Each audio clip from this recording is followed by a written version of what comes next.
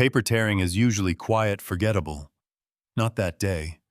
Not when a bank manager in a gray suit ripped my tuition check in half like he was snapping a twig and tossed the pieces into a tiny metal trash can while the whole lobby stared.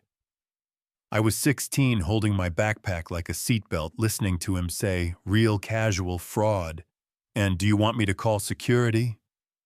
Like my name didn't match the numbers on that check, like I hadn't spent years of Saturdays earning every line on it. I told him it was real, a $48 or $200 deposit from the Easton Scholars Foundation for Halden University pre-med, and he looked me up and down the way people do when their eyes decide before their brain does. Then he laughed and said, "Maybe I could show the security report to my housekeeper mom."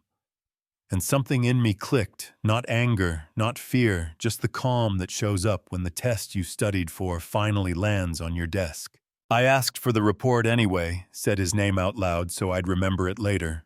Whitman. And when the guard shuffled closer, I walked out under all that glass and texted my mom 2 words. It happened. I set my laptop on a sun-warmed table outside and typed like my fingers already knew where this was going. Emailed Easton to issue a duplicate check with an authentication letter addressed to corporate, CC'd my Halden advisor, attached my acceptance, recorded a quick voice memo with the time and place and his name because facts matter when feelings try to hijack you.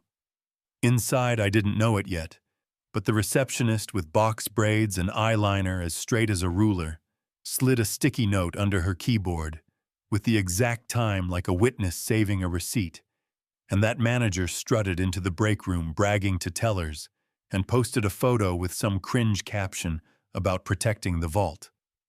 The internet never forgets, you know what I mean. At home, our little gray house didn't change shape because a stranger disrespected me. The porch light still worked.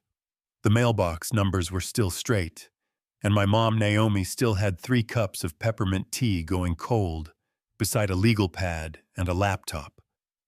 When I told her she didn't raise her voice, she didn't say, "I told you so." She just asked, "Quiet fix or fix it so the next kid doesn't live this?" And I said both, and she nodded like I'd passed the first part of a much bigger test. Here's what people don't see when they decide who you are by your sneakers. My mom built North Star Learning Systems out of a spare bedroom, and Grit turned it into a company that designs real training for schools and businesses, even banks. And she keeps a low profile on purpose because sometimes the smartest move is letting a room underestimate you until it can't. She called our lawyer Caleb, the kind of calm that comes with documents that land like bricks, asked me to tell him everything with no adjectives, then made one more call higher up the chain at Summit Trust. Because yeah, North Star licenses training there, and Reed Capital, her investment arm, owns a real stake in the bank. Not a souvenir, a seat at the table kind of stake. Marisol will see us at 10:30. Mom said, eyes smiling without her mouth, and we printed what needed printing and slept like people who know they're walking into a room with receipts. The next morning, I put on a white blouse because my grandma used to say, that's how you walk in looking like an answer, not a question. Summit Trust headquarters felt colder than the branch, quieter, like the carpet had opinions. Marisol's office had a view of the whole city, and Mr. Whitman was already there, perched on a chair, like confidence had sprung a leak.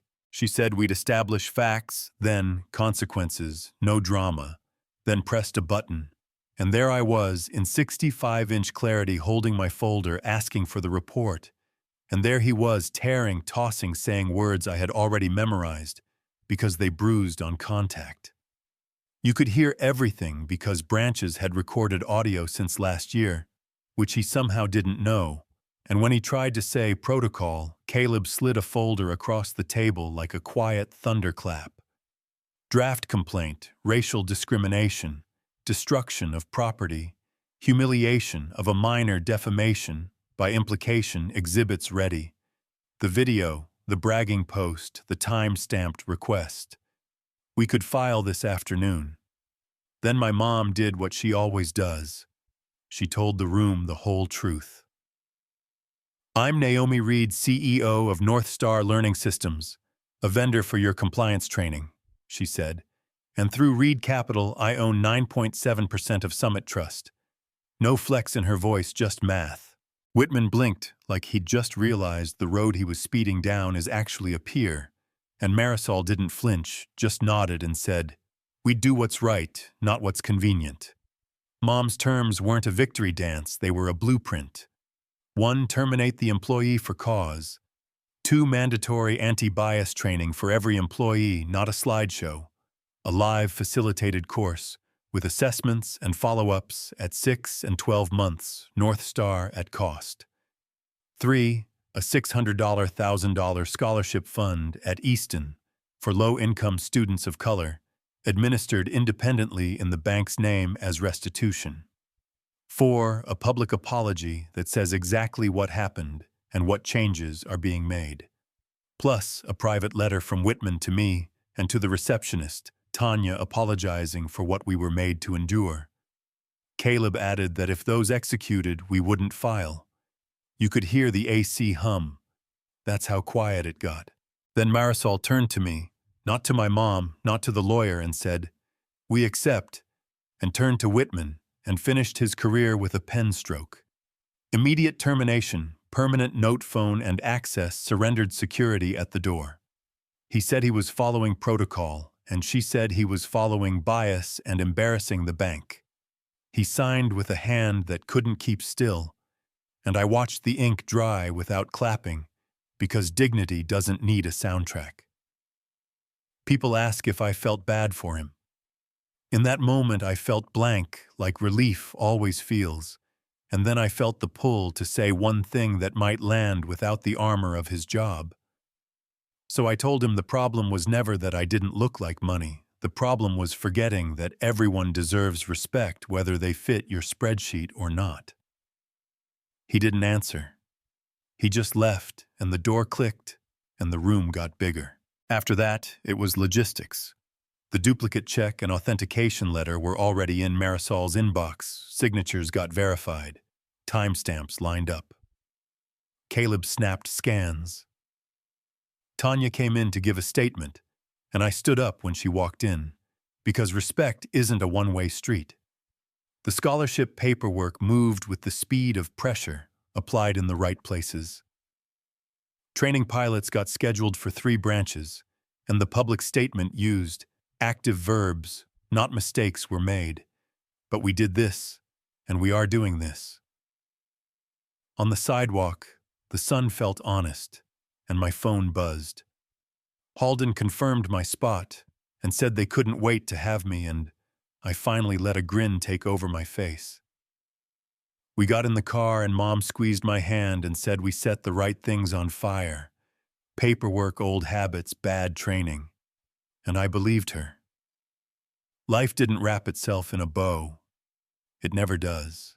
Campus smelled like rain on brick and coffee under stress. And I joined a lab working on bias in pediatric cardiology, and every time I read intake notes, I heard the echo of that lobby. Fraud protocol tone. Bias is a habit that loves a uniform.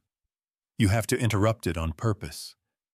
I saw Whitman once, months later, not up close. He was scanning cereal at a grocery store in a red polo, and didn't see me. I didn't feel triumph. Just the complicated weight of consequences and mercy. People online argue about whether we should have sued for millions and aimed for headlines, or whether the bank got off easy, or whether we were too harsh. Maybe you think the apology means nothing. Maybe you think the scholarship doesn't fix the insult. Maybe you think a man who made that choice doesn't deserve a second shot. I can't make it tidy for you. I didn't want revenge. I wanted repair. And repair without consequences is a press release, not a change. That fund will put kids in classrooms. That training will make at least a few people pause before they judge a teenager at a counter. And that letter sits in a drawer I almost never open, because I don't need to reread it to know it exists. Yeah, that happened, and I'm still here. And the next time someone like me steps up to a pane of bulletproof glass with a real check, and a real future. I hope the person on the other side looks up and sees possibility instead of a problem. You know what I mean. If you made it this far, talk to me. Did we balance accountability and change the right way? Or would you have gone louder, bigger, harsher? Do you think someone like Whitman should get another chance, and if yes, what should he have to do to earn it? Have you ever stood in a lobby or a classroom or a job interview and felt the sting of being sized up before you said a word? Drop your story and your city in the comments. Tell me what justice looked like when it finally showed up. And if you believe dignity has no price tag and bias can be unlearned, hit like, subscribe, share this with one person who thinks protocol always equals right. I'll be in the comments tonight.